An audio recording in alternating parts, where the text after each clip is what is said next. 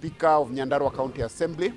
And I'd like to say today was the governor's address in regard to the state of the county. That is purely in compliance with the law. The County Government Act demands that a governor shall address the county through the assembly.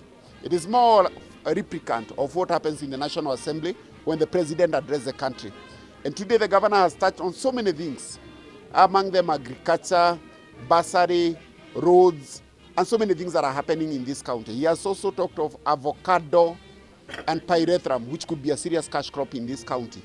And as the assembly, we have done relevant legislation to enable, or rather to assist the executive to implement what they are talking about.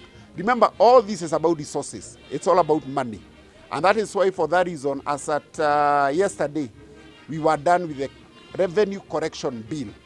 That is a law that will guide on how more and more revenue can be corrected. We have also done finance bill, and these are some of the laws that enables the county to get more money, so that all these things that are being said, they can be implemented.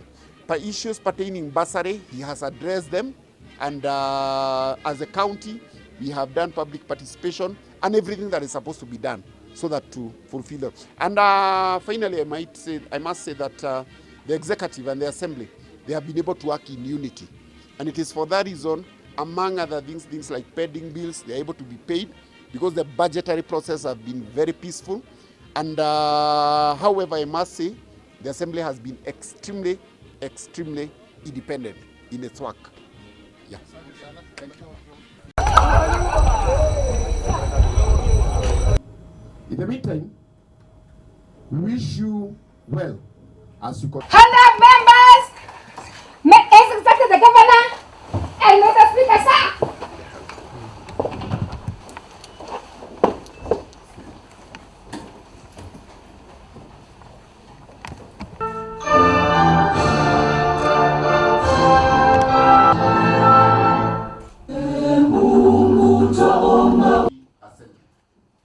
Your Excellency, the County Assembly has also considered and we continue to lead these people, the people of Nyandarua County, to support you and your government as you seek to transform and create wealth for the citizens and all the matters that have even presented to aid from the executive. For the growth and development of people is the highest calling of leadership. Expecting nothing but the delivery of prosperity and transformation that we call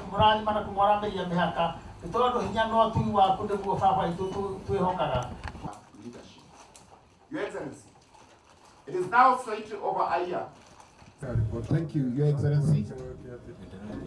Your Excellency, warranting further interrogation and debate by the County Assembly, this House shall undertake an exposition of Aria papa ituoni ni manyo no gutungata wodi icio makarihaga maundu papa itu nganjo uria wodi ni wage no mukorwa gitungata na gitongoria mijadala thiini wa assembly no na tuwake opportunities. I wish to wisdom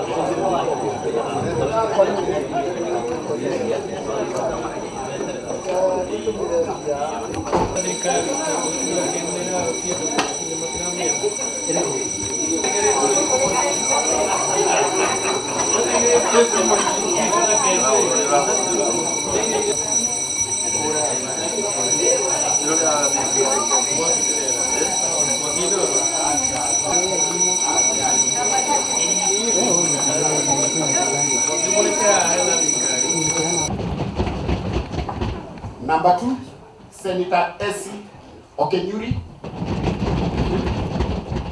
Number 3, Honorable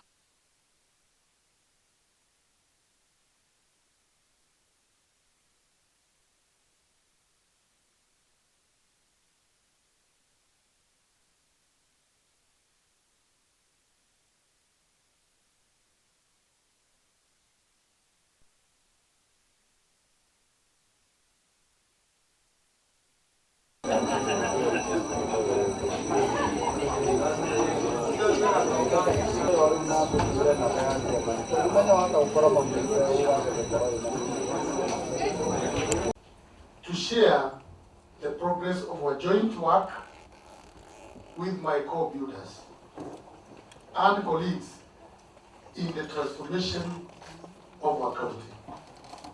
Bound by this mutual desire and duty to those we serve today, I present this State of the County address underlined in bold and emphatic letters. Our county is on the right trajectory, courtesy of the unity of purpose between us.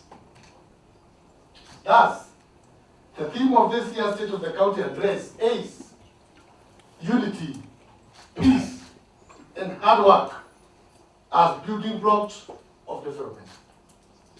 Honorable Speaker, in crafting a better prosperous county, my administration has taken several administrative, policy, and statutory interventions, all aimed at recreating our land. My three-pillar change manifesto anchors our development on a strong foundation, premised on 10 key focal areas, but principally improvement of our own source revenue through establishing new revenue streams like we are doing with tourism, streamlining our revenue collection through automation, digitization, and sealing leakages, improving on efficiency and cutting wastage, and importantly, catalyzing development at the local level is one sure way to navigate the development terrain. In the last 1 year, for example, and without increasing taxes as compared to other counties or jurisdictions, we managed to increase our own source revenue from Kenya shilling 373 to Kenya shilling 505 million, representing a 35% revenue growth. It is this journey to self-reliance that saw my administration managed to reduce pending bills by about 700 million. It is also one of the foundations, including the need to improve on the welfare of our people, upon which as a county we were able to confirm on permanent terms of service over 200 of our staff who had been casual workers, some for periods longer than 25 years. Honorable members, the unity between us, founded on the mutual respect between our institutions, also saw us introduce capitation for our VTCs and ECDs to the tune of 25.7 million and 10 million respectively.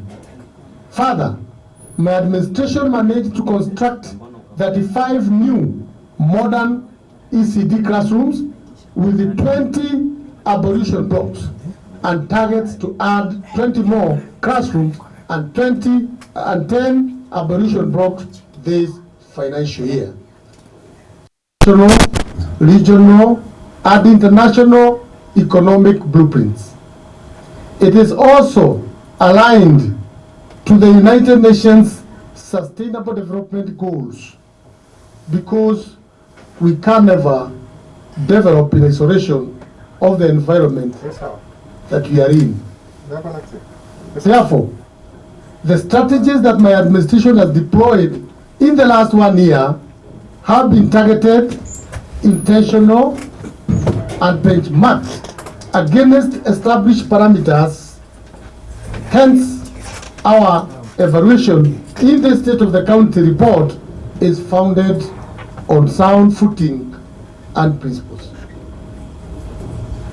Granted, and as my co-builders of the county, the current progress and development we witness would have never been possible without the variable leadership of the Honorable Speaker, Stephen Weganjo, the House leadership, led by the majority and minority leaders, Honorable Mwangi Nyaga and Honorable Mwangi Gishuki, respectively. the committee chairpersons, and the entire membership of this August House, that we are transforming lives and breaking artificial ceilings of development is not an abstract narrative. This is the testimony of the great people of Runanu village in Geta, or their counterparts in Nazareth, Shamata, equally shared in Huruma, and confirmed as true by school-going children who now,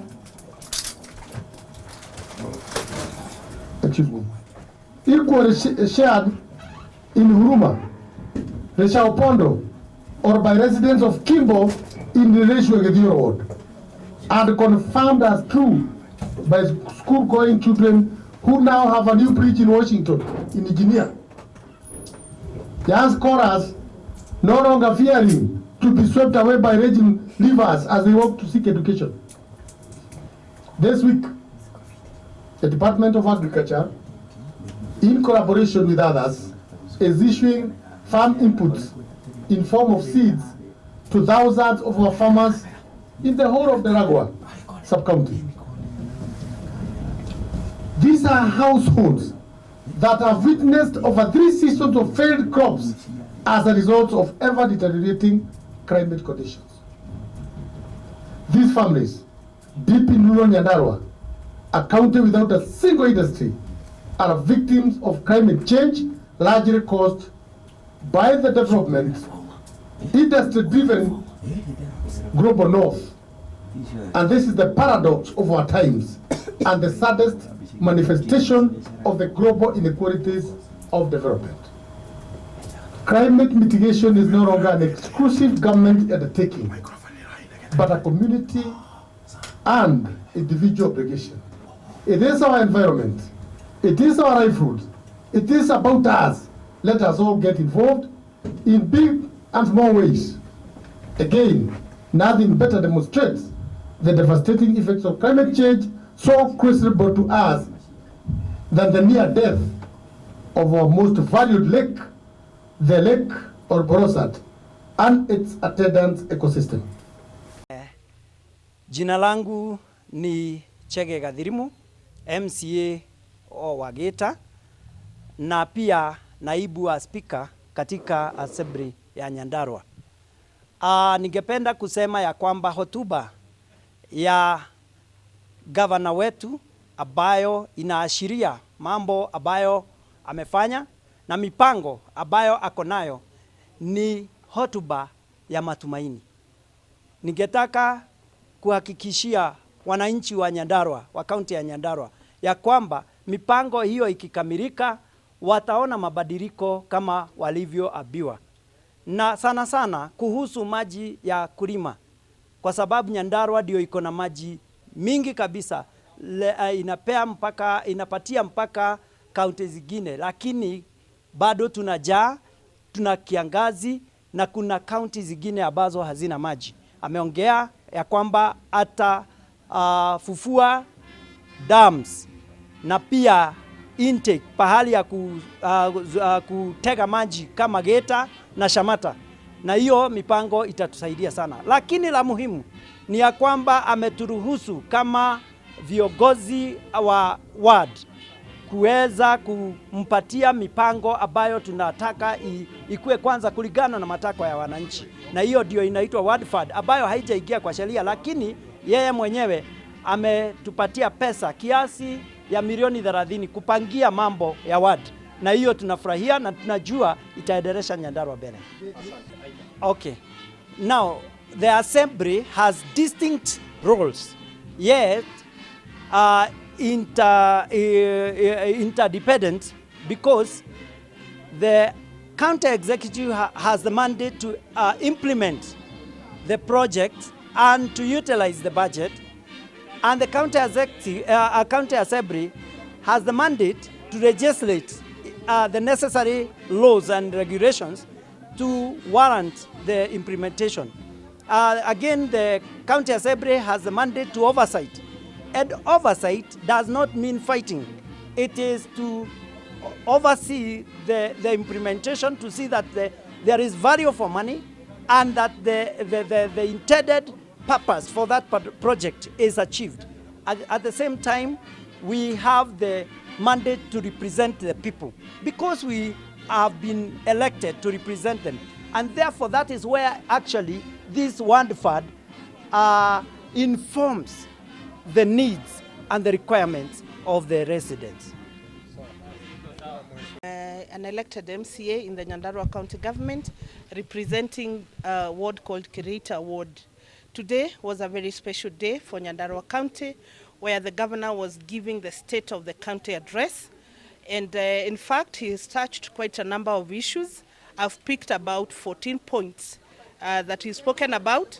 Of course, the common words, the roads, the water, the economic transformation, the climate change interventions, the agriculture intervention. He's spoken about own source revenue, and he also spoken about the water issues, the formation of the municipality, and even the steps that he's taking to ensure that those programs that he has spoken about will be improved.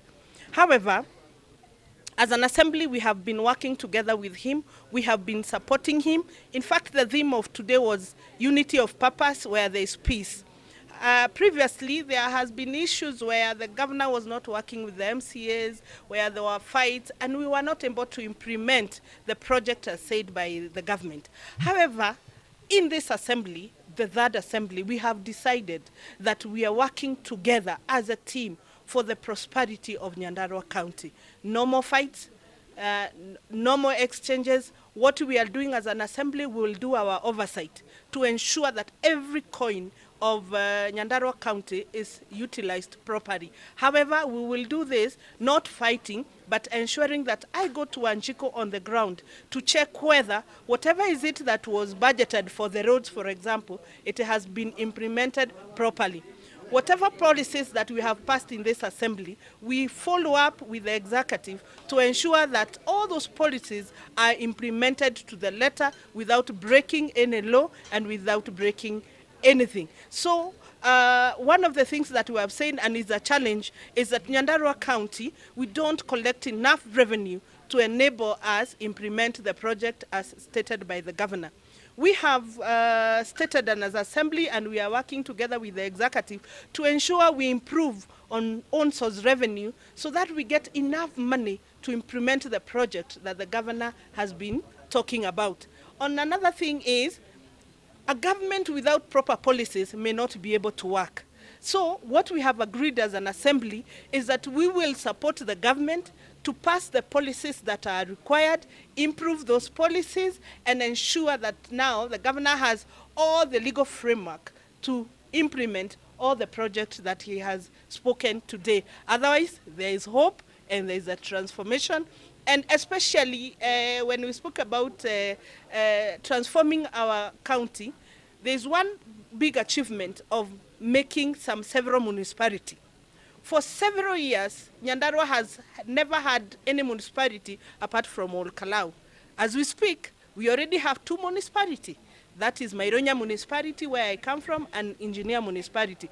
This will open avenue for the donor funding for the national government, for any other well-wisher to come and invest and also bring money to Nyandarua so that we can improve our towns, and in so doing, we will improve our own source revenue, and in return, our people will be able to put money in the pocket. Thank you.